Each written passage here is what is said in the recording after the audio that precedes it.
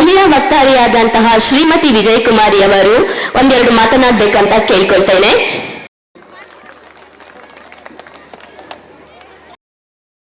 ನಿಶ್ಚಲಾನಂದ ಸ್ವಾಮೀಜಿ ಮಹಾಸ್ವಾಮೀಜಿ ಅವರಿಗೆ, ಅವರು ಮೊದಲು ಇಲ್ಲಿ ತಹಶೀಲ್ದಾರ್ ಆಗಿದ್ದಾಗ ನಾಗರಾಜ್ ಸರ್ ಅಂತಾನೆ ನಮಗೆ ಪರಿಚಯ.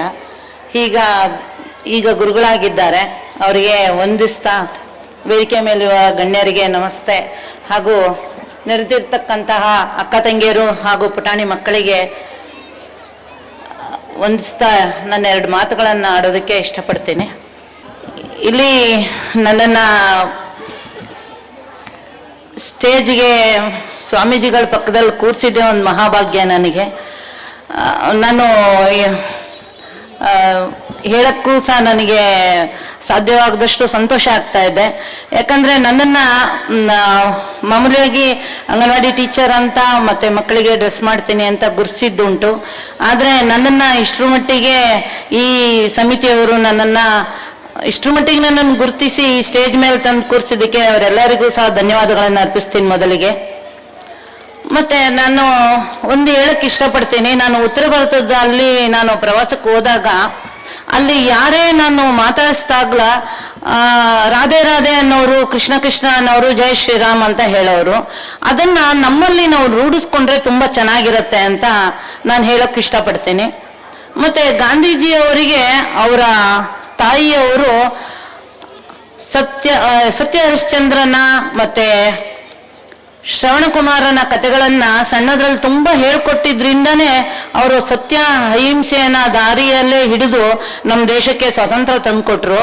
ಹಾಗೆ ನಮ್ಮ ಮಾತೆಯರಲ್ಲಿ ಒಂದು ನನ್ನ ಮನವಿ, ನಮ್ಮ ಮಕ್ಕಳಿಗೆ ಮೊಬೈಲ್ ಕೊಡುವುದನ್ನು ಬಿಟ್ಟು ನಮ್ಮ ಬೇಕಷ್ಟು ಪುಟಾಣಿ ಕಥೆಗಳು ಬೇಕಷ್ಟಿದೆ. ಕೃಷ್ಣನ ಲೀಲೆಗಳಿದೆ, ರಾಮನ ಒಂದು ವನವಾಸದ ಕಥೆಗಳಿದೆ, ಮತ್ತು ಹೀಗೆ ಅನೇಕ ರಾಮ ಆಗಿರ್ಬೋದು, ಕೃಷ್ಣ ಆಗಿರ್ಬೋದು, ಮತ್ತು ವಿವೇಕಾನಂದರ ಕಥೆಗಳನ್ನು ಸ್ವಲ್ಪ ಸಣ್ಣ ಸಣ್ಣ ಕಥೆಗಳನ್ನು ಮಕ್ಕಳಿಗೆ ಹೇಳ್ಕೊಡೋದ್ರಿಂದ ಅವರೂ ಸಹ ನಮ್ಮ ಒಂದು ಹಿಂದೂ ಧರ್ಮ ಸಂಸ್ಕೃತಿಯನ್ನು ಕಲಿತಾರೆ ಅಂತ ನಾನು ಹೇಳಕ್ಕೆ ಇಷ್ಟಪಡ್ತೀನಿ.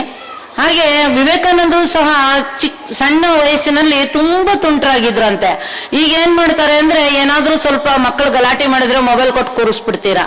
ಹಾಗೆ ಅಷ್ಟೊಂದು ತುಂಟರಾಗಿದ್ದವರನ್ನ ಅವರು ತಡ್ಕೊಂಡು ಅವರನ್ನ ಒಳ್ಳೆ ರೀತಿಯಲ್ಲಿ ನಡೆಸಿದ್ರಿಂದ ಇವತ್ತು ಸ್ವಾಮಿ ವಿವೇಕಾನಂದರನ್ನ ವಿಶ್ವದಾದ್ಯಂತ ಎಲ್ಲರೂ ಸಹ ಅವರನ್ನ ನೆನಪಿಸ್ಕೊತಾ ಇದ್ದೀವಿ.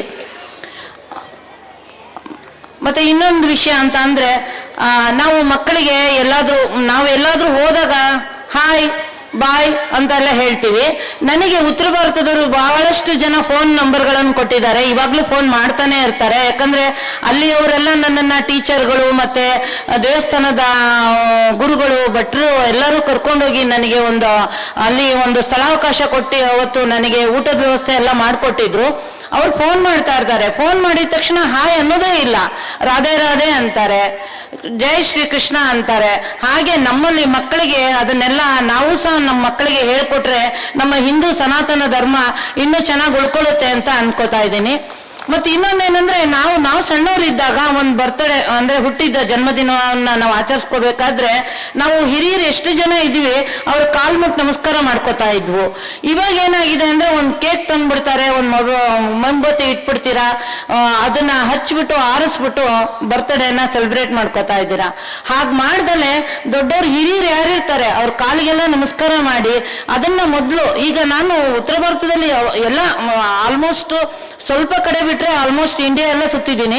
ಅಲ್ಲಿ ಕಾರ್ ಇಳಿದ ತಕ್ಷಣ ಒಂದು ಫ್ಲೈಟಲ್ಲಿ ಬರಲಿ ಇಲ್ಲಾಂದರೆ ಟ್ರೈನಲ್ಲಿ ಬರಲಿ, ಅವರ ಹಿರಿಯರು ಯಾರು ಇರ್ತಾರೆ ಅವ್ರ ಪಾದ ಮುಟ್ಟಿ ನಮಸ್ಕಾರ ಮಾಡ್ತಾರೆ.